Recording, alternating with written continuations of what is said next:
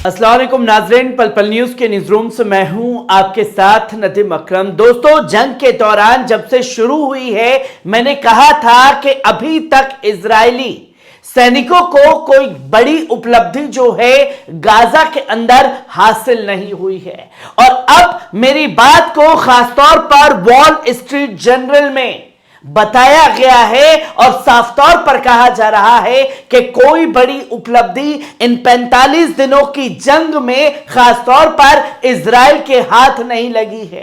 तो वही New York times ने भी छाप करके कह दिया है कि गाजा पट्टी जो है वो बच्चों के लिए कब्रगाह बन चुकी है और इसके लिए भी वो जिम्मेदार खासतौर पर हमास को ठहरा रहे हैं। तो वही 45 दिनों की जंग में अल-कस्साम ब्रिगेड के सैन्य प्रवक्ता अबू उबैदा का रात भारतीय समय अनुसार 12:30 बजे मैसेज सामने आया, जहां उन्होंने बताया कि बीते 72 घंटे के अंदर कैसे 60 से ज्यादा वाहन जो हैं इजरायली सैनिकों के उन्हें उड़ाने का काम किया है और 50 से ज्यादा सैनिक जो हैं वो ढेर करने का काम किया गया है। और तो और ये भी बताया कि जिस तरीके से अल-शिफा हॉस्पिटल में घुस करके इजराइल के आतंकी सैनिकों ने उपद्रव मचाया, उस टुकड़ी को भी उड़ाने का काम हमारे लड़ाकों द्वारा किया गया है। और बीते 45 दिनों में जमीनी जंग के दौरान जो कुछ हुआ उसकी अपडेट जो है अबू उबैदा द्वारा सामने रखी गई और बताया है कि कैसे हर मोर्चे पर हमारे लड़ाके जो हैं वो मोर्चा संभाले हुए हैं और जितना अंदर वो घुसते जा रहे हैं उतनी जो है मुसीबत इजरायली सैनिकों के ऊपर आ रही है। क्योंकि जब लगातार मैं उन खबरों को आप लोगों के सामने रख रहा था तो तमाम लोग इस तरीके की बातें कर रहे थे कि हवाई बातें उड़ाई जा रही हैं और अब वो तमाम बातें सिद्ध होने लगी हैं। इंटरनेशनल मीडिया भी उन चीजों को जगह देने लगा है और सवाल करने लगा है इजरायली हुकूमत से कि आपने तो कहा था कि किसी भी देश में अगर घुसेंगे तो महज कुछ ही घंटों में उसे खत्म कर देंगे, पर 45 दिन में आप हमास को खत्म नहीं कर पाए और बड़े बड़े दावे करते हैं। जहां आपको सबसे पहले इस खबर में 3 चीजों से रूबरू कराऊंगा, जहां Al Qassam targeted 60 Israeli vehicles in 72 hours. Abu Ubaida ने क्या कुछ कहा, वर्ड टू वर्ड समझाऊंगा भी, बताऊंगा भी कि किस तरीके से उन्होंने आने वाले जंग के लिए तैयारी की है, क्योंकि यह साफ तौर पर ऐलान है अबू उबैदा की तरफ से भी कि यह जंग जो है वो रुकने वाली नहीं है। तो वही आप साफ तौर पर देखें कि वॉल स्ट्रीट जर्नल क्या छाप रहा है। यूएस का सबसे प्रसिद्ध अखबार, दुनिया भर में सबसे ज्यादा पढ़े जाने वाला अखबार, वो साफ तौर पर कह रहा है कि Israel shift tough face of its Gaza war. जो जंग चल रही है और अब इजराइल जो है अपने सबसे टफ फेस की तरफ बढ़ चुका है। जितना अंदर इजराइल घुसता जा रहा है उतनी मुसीबत जो है उसके ऊपर खड़ी हो रही है। क्या कुछ कहा आप देख सकते हैं कि Israel move to tough face of Gaza war, Wall Street Journal reports. Israel shifting the focus of military campaigning to the south of the Gaza Strip, where it faces what is likely to be toughest phase of a 6-week war aimed at defending Hamas। छठे हफ्ते की तरफ यह जंग बढ़ रही है और अभी तक कोई बड़ी उपलब्धि हासिल नहीं की है गाजा वॉर में। जो बड़े बड़े दावे किए जा रहे थे कि ये मारा गया, वो मारा गया, यहां वॉल स्ट्रीट जर्नल साफ तौर पर कह रहा है कि कोई बड़ा हमास का अधिकारी अभी तक नहीं मार पाए हैं इजराइल के सैनिक, बल्कि उसके चलते बड़े बड़े ऑफिसर जो हैं वो ढेर कर दिए गए हैं हमास द्वारा। जहां Israeli troop legally success in taking control of the northern part of the Gaza. जहां ये कब्जा करने के मकसद से जा रहे हैं, वहीं हमास के लड़ाके जो हैं इन्हें ढेर करने का काम करते हैं। But they only prettily destroys Hamas military capabilities and not capture or kill many of its leaders। ना तो अभी किसी जो जगह है जिस जगह से हमले कर रहे हैं, ना तो अभी तक उस पर कब्जा कर पाए हैं।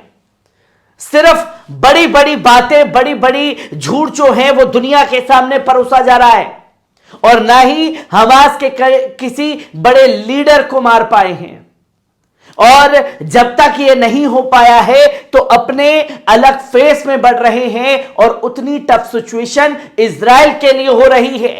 और मैंने पहले ही कहा था अपनी रिपोर्ट में कि अगर किसी का राजनीतिक जनाजा निकलेगा इस जंग में तो वो है बेंजामिन नेतन्याहू। क्या कह रहा है द न्यूयॉर्क टाइम्स, ये भी आपको खासतौर पर देखना चाहिए कि किस तरीके से तमाम बातें जो हैं वो कही जा रही हैं न्यूयॉर्क टाइम्स द्वारा, जहां आप ये देख सकते हैं smouldering Gaza become a graveyard for children. ये साफ तौर पर कहा जा रहा है smouldering Gaza becomes a graveyard for children. Gaza जो है वो बच्चों के लिए कब्रगाह बन चुका है, जहां 1000 are killed in bombed, Israel respond to Hamas attack. आपने 5000 से ज्यादा बच्चों को शहीद कर दिया बॉम्ब गिरा करके हवाई हमलों से। ये जमीनी जंग में शहीद नहीं किए गए। मैं बार बार कह रहा हूं कि ऊपरी हवाई हमलों में जितना उड़ करके इजरायली सैनिक खत्म कर सकते हैं गाजा को, वो किया गया है। और वही बात न्यूयॉर्क टाइम्स लिख रहा है और बोल रहा है कि आपने 5000 से ज्यादा बच्चों को शहीद कर दिया, और इसके लिए भी आप हमास को जिम्मेदार ठहरा रहे हैं। जहां आप देखें कि क्या कुछ अबू उबैदा ने कहा है, जहां अबू उबैदा ने कहा कि हम अपने लोगों, अपने राष्ट्र और दुनिया के स्वतंत्र लोगों को जायोनी आक्रमण और नाजी आक्रमण का सामना करने में हमारे सबसे प्रमुख जिहादी अभियानों के बारे में बताते हैं। अब जो कार्य किए गए हैं उसके बारे में बताया है, ना किसी को चेतावनी दी है, ना धमकी दी है, ना इस बार इस बयान में यह कहा गया कि आप ये कदम उठाए, हमें आपसे उम्मीद है, बल्कि अब उम्मीदें भी अल-कस्साम ब्रिगेड की तमाम अरब देशों से खत्म हो चुकी है।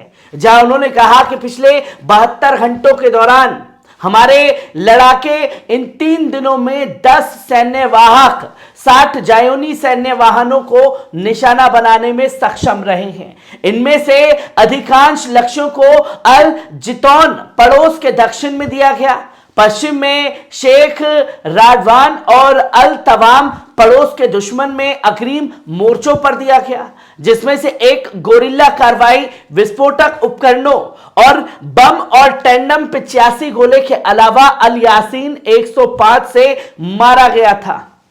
जहां बताया कि लड़ाकों के पास कौन से हथियार हैं और किस जगह पर उन्होंने इसे अंजाम दिया। इसमें जबालिया छावनी की ओर और बेत लाहिया हमारे लड़ाके अभी भी इस समय तक इन सभी मोर्चों पर भीषण झड़पों में लगे हुए हैं। बेत लाहिया का जिक्र मैंने कल आप लोगों के सामने किया। जबालिया छावनी में भी इसी तरीके से कार्रवाई लगातार जारी है, जो कि उन्होंने कहा कि ऑपरेशन हमने कई किए हैं जिसके परिणाम सीधे तौर पर उनके सैनिकों की हत्या हुई है। बेत लाहिया और खासतौर पर जबालिया छावनी में इजरायली सैनिकों के मारे जाने की ऐलान किया है। हमारे सबसे महत्वपूर्ण ऑपरेशन में से एक है गाजा शहर के दक्षिण पश्चिम में दुश्मन पैदल सेना बलों के खिलाफ घात लगाकर किया गया हमला। गाजा शहर जहां कब्जा कब्जा चिल्लाया जा रहा है, उसके बारे में बताया कि हमने पैदल सैनिकों को घात लगा करके मारा है। इसके बाद उन्होंने साफ तौर पर कहा कि बुलडोजर ने कार्मिक विरोधी विस्फोटकों और हमला किया, जिससे घाटी पुष्टि हुई और दुश्मन सैनिक की चीखें और मिन्नतें सुनने में मदद मिली है।